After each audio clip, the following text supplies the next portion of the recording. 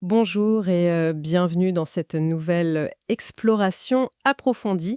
Aujourd'hui, on va faire une plongée fascinante et franchement assez vertigineuse dans un site internet très particulier. Salut, oui, vertigineux, c'est vraiment le mot. Je suis prêt à décortiquer tout ça. Super. Alors le site s'appelle La vérité vient de Dieu. On le trouve à l'adresse thetruthisfromgod.com. Et l'objectif de notre discussion aujourd'hui, c'est de disséquer ce qui s'apparente à un manifeste apocalyptique moderne. C'est un corpus de textes qui est extrêmement dense, mais avant de commencer, je dois vraiment faire une petite mise en garde stricte pour ceux qui nous écoutent. Ah oui, c'est indispensable vu le sujet. Voilà. On va aborder des textes qui contiennent des déclarations religieuses très extrêmes et des affirmations politiques ultra polarisantes. L'auteur implique des personnalités politiques réelles et des figures majeures de grandes religions. Donc, je veux être très claire. En tant que rapporteuse impartiale aujourd'hui, je n'approuve ni ne soutiens aucun de ces points de vue de quelque bord qu'ils soient. Tout à fait, et je m'associe complètement à cette précision. Notre rôle ici, ce n'est pas de juger le fond ou de prendre parti. On aborde ce matériel pour analyser la construction d'une vision du monde singulière. On regarde ça comme un chercheur analyserait un mythe contemporain, pour comprendre comment ce récit est fabriqué. Exactement. Et l'auditoire va vite s'en rendre compte. La mission de cette exploration, c'est de comprendre comment ce texte arrive à mélanger des choses complètement disparates. Il prend des textes sacrés anciens, il y ajoute des théories du complot super modernes, de la géopolitique et même, et ça c'est fou, de la culture pop, pour créer un récit global de la fin des temps. C'est un syncrétisme total, ouais. Il essaie d'expliquer absolument tout notre quotidien à travers ce prisme. D'accord, décortiquons tout ça. Et on va commencer par le commencement, c'est-à-dire l'auteur lui-même. Sur ce site, l'individu derrière tous ces textes se présente juste sous le nom de YS.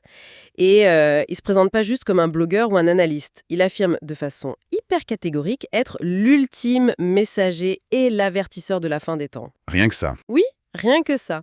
Et selon lui, sa venue serait directement annoncée dans la sourate 36 du Coran. Le truc vraiment central, c'est qu'il pose comme postulat qu'il n'y a eu aucun messager envoyé par Dieu depuis le prophète Mahomet jusqu'à lui aujourd'hui. Ce qui est fascinant ici, c'est la redéfinition radicale de la théologie qu'il opère d'entrée de jeu. Il y a une rupture totale avec les traditions établies. Pour asseoir son autorité, YS a besoin de faire le vide autour de lui. Et pour ça, il doit rejeter toutes les figures eschatologiques, tu sais, les figures de la fin des temps qui sont attendues par les grandes religions. Oui, il ne fait pas dans la demi-mesure. Il rejette le Mashiach ben David des Juifs. Il le rejette, ouais. Il rejette aussi l'imam Mahdi, attendu par les musulmans, et il rejette la seconde venue de Jésus-Christ pour les chrétiens. Il les qualifie tous d'imposteurs et de diables. C'est ça qui m'a frappé en lisant les sources. Et il va même plus loin, puisqu'il qualifie explicitement le Jésus biblique de Satan. C'est une subversion narrative absolue. En balayant les figures centrales des trois grands monothéismes, il essaie de s'imposer comme la seule autorité légitime restante. Et c'est là que ça devient vraiment intéressant. Parce qu'il ne s'en prend pas juste à des figures historiques ou bibliques. Il a un ennemi juré très actuel. En épluchant le site, on tombe sur une obsession pour un homme bien vivant qui s'appelle Abdullah Hashem. Ah oui, la fameuse guerre des prophètes. Voilà. Cet Abdullah Hashem prétend lui-même être l'imam Mahdi. Et YS lui consacre plein d'articles avec une agressivité dingue. Il le dénonce comme étant je cite, un diable sous forme humaine. Il l'accuse d'être un magicien qui travaille avec les djinns et d'avoir corrompu le Coran en y ajoutant 2 fausses sourates. C'est une vraie guerre par blocs interposés. Mais d'un point de vue sociologique, c'est très logique. Pour créer un système de croyances exclusif, tu as besoin d'un antagoniste concret. En s'attaquant à Abdullah Hashem, Y se met en scène comme le défenseur ultime du texte sacré face à un corrupteur immédiat. Et il utilise beaucoup cette expression « le pur monothéisme d'Abraham ». Exactement. Ce concept de pur monothéisme, ça lui sert de bouclier pour justifier son rejet de toutes les institutions religieuses. Il dit en gros « tout le monde a été trompé, les érudits mentent, et seule ma parole offre la vérité originelle ». C'est le niveau 1 de l'isolement psychologique de ses lecteurs. Et cet isolement, il le renforce avec un sentiment d'urgence incroyable, parce qu'on ne parle pas de prophétie pour dans 100 ans, il pointe du doigt l'actualité immédiate. Et c'est là qu'on entre dans l'apocalypse politisé. Le site affirme, et je rappelle encore une fois notre neutralité absolue ici, que Donald Trump est l'antichrist biblique. Oui, et il le qualifie aussi de Masih al-Dajjal. Pour donner un peu de contexte à ceux qui nous écoutent, dans l'eschatologie islamique, le Dajjal, c'est le grand trompeur, le faux messie qui doit apparaître avant la fin des temps. Et coller cette figure mythologique sur un ancien président américain, c'est répété sans arrêt sur le site. Les prédictions sont hyper précises. Il affirme que Trump, ayant remporté l'élection de novembre 2024, va déclencher la Troisième Guerre mondiale en 2025. Une guerre qu'il n'analyse pas du tout sous un angle géopolitique, mais qu'il identifie comme la fameuse guerre de Gog et Magog. Ouais, ces nations destructrices des textes anciens. Et tout ça pour apporter la, je cite, « rétribution de Dieu sur Terre ».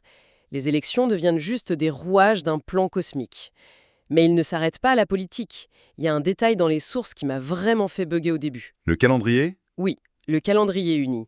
L'auteur affirme que le vrai calendrier du Coran n'est pas lunaire, comme tout le monde islamique le pratique, mais qu'il est lunisolaire. C'est un détail qui a l'air technique, mais qui est crucial pour comprendre son emprise. Grave, parce que du coup, il annonce un ultime avertissement pour le Ramadan 2025. Et selon ses calculs, ce Ramadan ne tombera pas aux dates habituelles.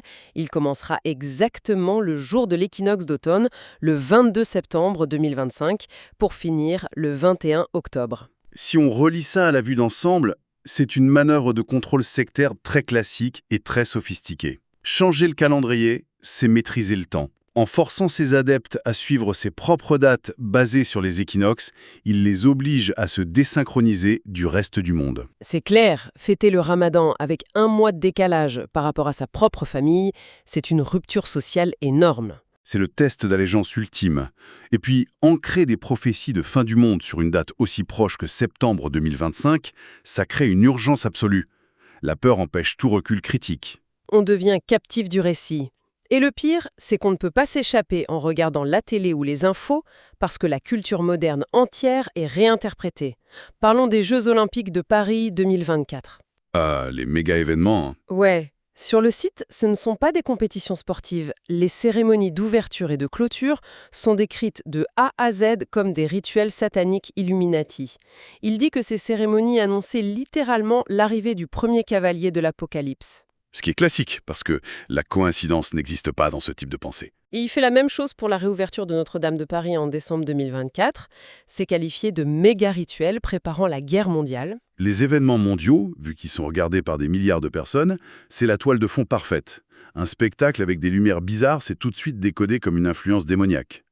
Psychologiquement, c'est très gratifiant pour le lecteur. Il a l'impression d'être le seul à avoir le code secret pendant que les autres dorment. Il se sent élu, en quelque sorte, et cette logique s'applique à la technologie aussi. L'intelligence artificielle, c'est pas un défi éthique pour lui, c'est qualifié de piège diabolique. C'est fascinant la façon dont il digère l'actualité. Mais là où ça part vraiment dans un scénario de science-fiction, c'est les extraterrestres. Dans cette mythologie, les aliens ne viennent pas de l'espace, ce sont des djinns et des diables cachés parmi nous depuis des millénaires. Voilà. Au lieu de rejeter la fascination moderne pour les ovnis qui pourrait contredire sa théologie, il l'absorbe. Il recycle le concept islamique des djinns pour expliquer les phénomènes aérospatiaux. Comme ça, la science ne peut jamais le contredire. Tout est déjà prévu dans son système. C'est un système hermétique. Et il va jusqu'à accuser des gens précis. Il a cette théorie des 1% de diables. En gros, 1% de la population mondiale serait des diables sous forme humaine, des hybrides. Une 15e colonne pour détruire l'humanité? Exactement. Et il donne des noms. Il accuse l'ancienne chancelière allemande Angela Merkel d'être l'un de ces diables.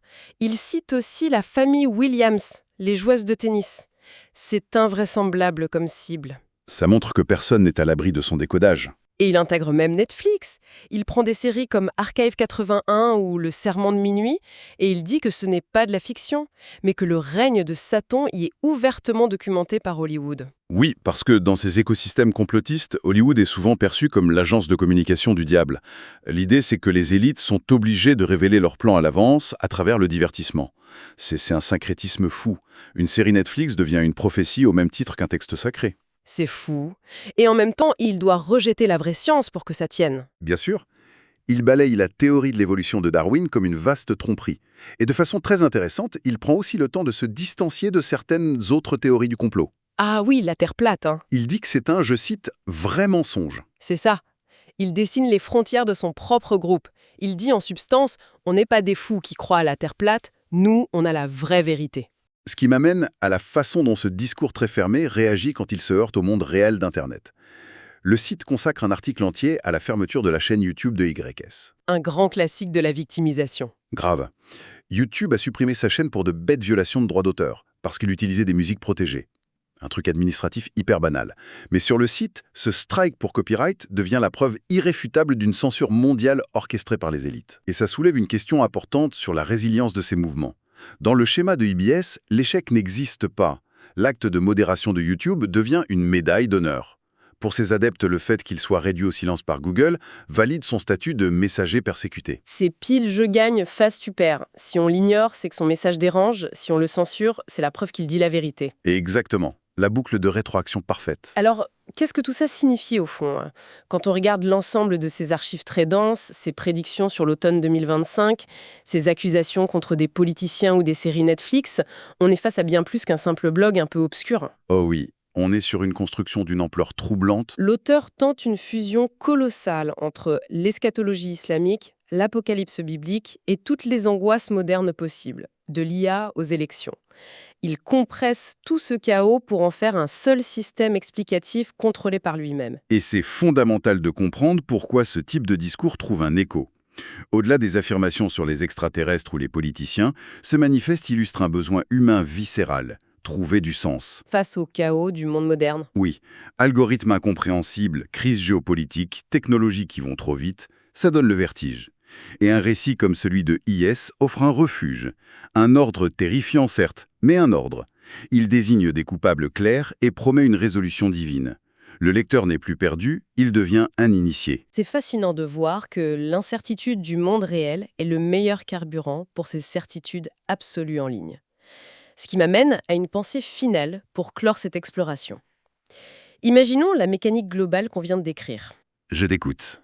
Aujourd'hui, chaque événement du sport à l'intelligence artificielle peut être immédiatement intégré dans un récit de fin du monde, diffusé mondialement, traduit et poussé par des algorithmes. L'ère de l'hyper-information ne rend-elle pas la création de ces mythologies apocalyptiques beaucoup plus facile et virale qu'à n'importe quelle autre époque de l'histoire humaine ? C'est une excellente question, et franchement, c'est une perspective assez vertigineuse sur notre rapport à l'information. C'est le mot de la fin, une belle réflexion à garder en tête face au flux d'informations de notre quotidien. Merci à tous ceux qui nous écoutent d'avoir suivi cette analyse complexe avec nous, et on se retrouve très vite pour une nouvelle exploration.